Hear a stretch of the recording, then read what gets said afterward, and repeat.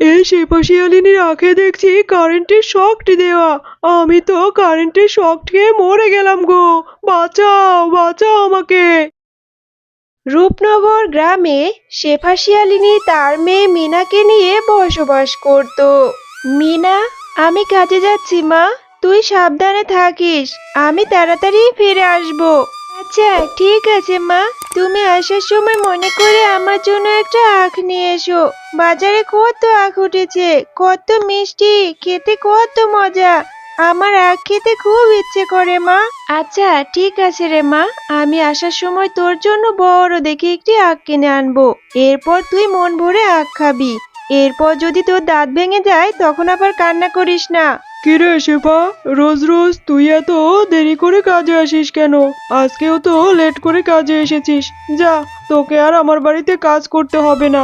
আরে বাঘিনী ভাবি, কোথায় আমি দেরি করে কাজে এসেছি? আজকেও তো আমি সঠিক সময় কাজে এসেছি। আমাকে এভাবে কাজ থেকে বের করে দিবেন না, তাহলে যে আমার মেয়েটাকে নিয়ে না খেয়ে থাকতে হবে। আরে শেফা, তুই খেয়ে থাকবি না না খেয়ে থাকবি তাই দিয়ে আমি কি করব? আমি সস্তায় কাজের লোক পেয়েছি, তাকে দিয়েই কাজ করাবো। তুই এখন আমার বাড়ি থেকে চলে যা, তোকে আর কাজে আসতে হবে না। বাঘিনী ভাবি যে আমাকে কাজ থেকে বের করে দিল, এখন যে কি হবে? মেয়েটাকে নিয়ে কিভাবে কি করব? ঠিক আছে, মেয়েটা আবার আখ খেতে চেয়েছে, যাই বাজারে গিয়ে একটা আখ নিয়ে বাড়িতে চলে যাই। এরপর শেফা বাজার থেকে একটা আখ কিনে বাড়িতে চলে যায়। ও মা, তুমি আমার জন্য আখ নিয়ে এসেছো? তাও আবার বড় বড় দুইটা আখ। দাও মা, আমাকে আখগুলো কেটে দাও, আমি আখ খাই। আচ্ছা মা, তোমার এত মন খারাপ কেন? মনটা কেমন মলিন হয়ে আছে? তোমার কি হয়েছে মা? না রে মা, কোথায় আর মন খারাপ, কি করব বল? বাঘিনী ভাবি যে আমাকে কাজ থেকে বের করে দিয়েছে, ওরা নাকি কম পয়সায় কাজের লোক পেয়েছে। এখন আমি কোথায় কাজ খুঁজবো? তোকে নিয়ে কিভাবে যে চলবো তাই তো বুঝতে পারছি না রে মা। এখন যে আমাদের না খেয়ে মরতে হবে। মা, তুমি আর মন খারাপ করো না, আমার মাথায় একটা বুদ্ধি এসেছে। চলো মা, তুমি যে দুইটা আখ এনেছো, এই আখ দুটো আমরা কেটে আমাদের জমিতে লাগিয়ে দেই। এরপর আখগুলো বড় হলে আমরা বাজারে বিক্রি করতে পারবো। হ্যাঁ রে মা, তুই ঠিকই বলেছিস। চল আমরা এই আখ দুটো কেটে আমাদের বাড়ির পেছনের জমিতে রোপণ করে দেই। এরপর সেই আখগুলো বড় হলে আমাদের আর কোনো দুঃখ থাকবে না রে মা। হ্যাঁ মা, চলো তাড়াতাড়ি চলো, আমরা এই আখগুলো দা দিয়ে ছোট ছোট করে কেটে আমাদের জমিতে রোপণ করে দেই। চলো মা, চলো। এরপর মিনা ও তার মা শেফা শিয়ালিনী সেই আখগুলো কেটে তাদের পাশের জমিতে রোপণ করে দেয় এবং সেই আখগুলোর অনেক অনেক যত্ন নিতে থাকে।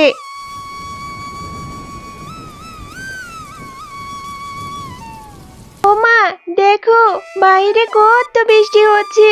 এখন আর কষ্ট করে আমাদের আখের খেতে পানি দিতে হবে না। এই বৃষ্টির পানিতে আমাদের আখগুলো অনেক বড় হয়ে যাবে মা। হ্যাঁ রে মা, তুই ঠিকই বলেছিস। এভাবে বৃষ্টি হতে থাকলে আমাদের আখগুলো তাড়াতাড়ি বড় হয়ে যাবে। এরপর বাজারে নিয়ে আমরা ভালো দামে বিক্রি করতে পারবো। হ্যাঁ মা, এরপর আমি রোজ রোজ অনেক আখ খেতে পারবো। এরপর বাজার থেকে আর আমাকে আখ কিনে খেতে হবে না মা। হ্যাঁ রে মা, খাবি খাবি, আগে আখগুলো বড় হয়ে নিক তারপরে। এখন রাত অনেক হয়েছে মা, চল ঘুমিয়ে পড়ি। মা, দেখো আমাদের আখগুলো কত বড় হয়ে গেছে।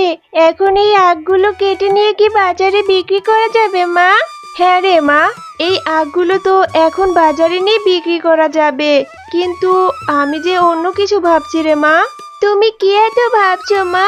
তুমি আমাকে বলো, আমি তোমাকে বুদ্ধি দিয়ে সাহায্য করব। ওরে আমার বুদ্ধিমতী মেয়ে রে, আমি ভাবছি বাজারে তো বাঘ মামা আখ বিক্রি করে, কিন্তু আমরা যদি এখন বাজারে আখ নিয়ে যাই তাহলে সেই আখগুলো তো বিক্রি হবে না। সবাই তো বাঘ মামার দোকান থেকেই আখ কিনে নিয়ে যাবে রে মা।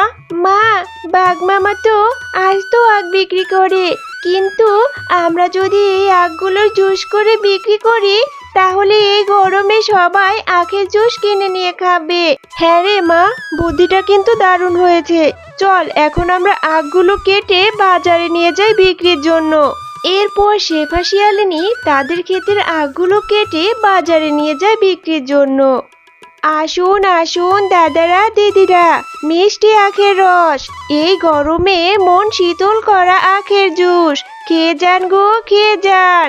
আরে এই ছোট লোক শেফা শিয়ালিনী বাজারে আখ নিয়ে এসেছে, আবার আখের জুস করে বিক্রি করছে।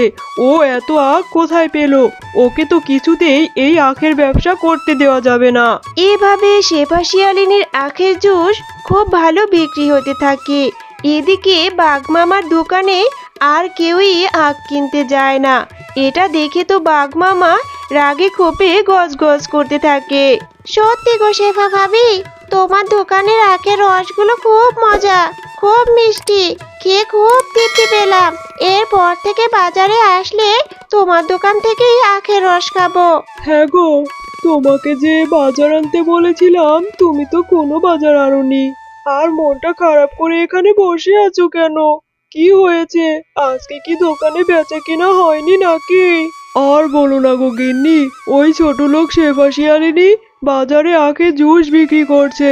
সবাই তো ওর কাছ থেকে আখের জুস কিনে খায়, কেউ আমার দোকানের আখ কিনছেই না। ওগো, তুমি চিন্তা করো না, আজকে ওই ছোট লোক শেফা শিয়ালিনীর আখের জমিতে যাব। এরপর সব আখ কেটে নিয়ে আসবো, দেখবো ওরা কি করে আখ বাজারে নেয়। এরপর বাঘ আর বাঘিনী শেফা শিয়ালিনীর আখের জমি থেকে আখ চুরি করতে থাকে।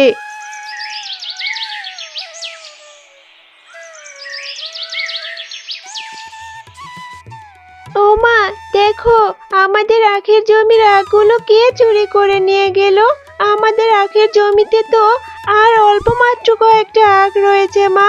হ্যাঁ রে মা, তাই তো দেখছি, আমাদের আখের জমির আখগুলো কে চুরি করে নিয়ে গেল? আমাদের এত বড় সর্বনাশ কে করলো? এখন আমি কিভাবে আমার সংসারটা চালাবো? মা শোনো, তোমাকে একটা কথা বলি, যে এই আখগুলো চুরি করে নিয়ে গেছে সে তো আবারও আসবে আজকে রাতে আখ চুরি করার জন্য। চলো মা, আমরা এই আখগুলো কেটে নিয়ে বাড়িতে চলে যাই, এরপর আমাদের ঘরের চালের উপর রোপণ করে দেই। এরপর মিনা সেই আখগুলো নিয়ে তাদের ঘরের চালের উপর রোপণ করতে থাকে।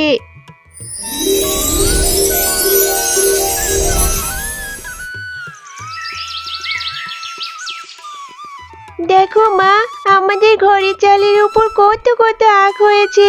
সেই আখগুলো কত সুন্দর বড় হয়ে গেছে মা। এখন আমরা আবার আখগুলো বিক্রি করতে পারবো। হ্যাঁ রে মা, তা তো বুঝলাম, কিন্তু এই আখগুলো যদি আবারও সেই চোর এসে চুরি করে নিয়ে যায় তখন আবার কি হবে? না মা, এই আখগুলো চোর আর চুরি করতে পারবে না। আমরা এই চোরকে আর চুরি করতে দেব না। চোর তো রাতের বেলায় আখগুলো চুরি করতে আসবে মা। আমরা এই আখগুলোতে রাতের বেলা কারেন্ট দিয়ে রাখবো, এরপর চুরি করতে আসলেই কারেন্টের শক খাবে। এরপর শেফা শিয়ালিনী আবারও আগের মতো বাজারে আখের জুস বিক্রি করতে থাকে। আর এটা দেখে বাঘমামা আবারও রেগে যায়। আরে এই শেফা শিয়ালিনীর জন্য তো দেখছি আমি আখের ব্যবসা করতেই পারবো না। ওর আখগুলো চুরি করে নিয়ে আসলাম, আবারও আখ নিয়ে বাজারে চলে এসেছে। এর একটা বিহিত করতেই হচ্ছে। আরে গিন্নি শোনো, ওই শেফা শিয়ালিনী আবারও বাজারে আখের জুস বিক্রি করছে। ওর জন্য তো আমার ব্যবসায় লাল বাতি জ্বলে যাচ্ছে। এর একটা কিছু তো করতেই হবে গিন্নি। বুঝতে পেরেছি গো, তোমাকে দিয়ে কিছুই হবে না। আজকে আমি নিজেই যাব, শেফা শিয়ালিনীদের ওই আখগুলো আমি নিজেই চুরি করে নিয়ে আসবো। আজকে রাতেই যাব।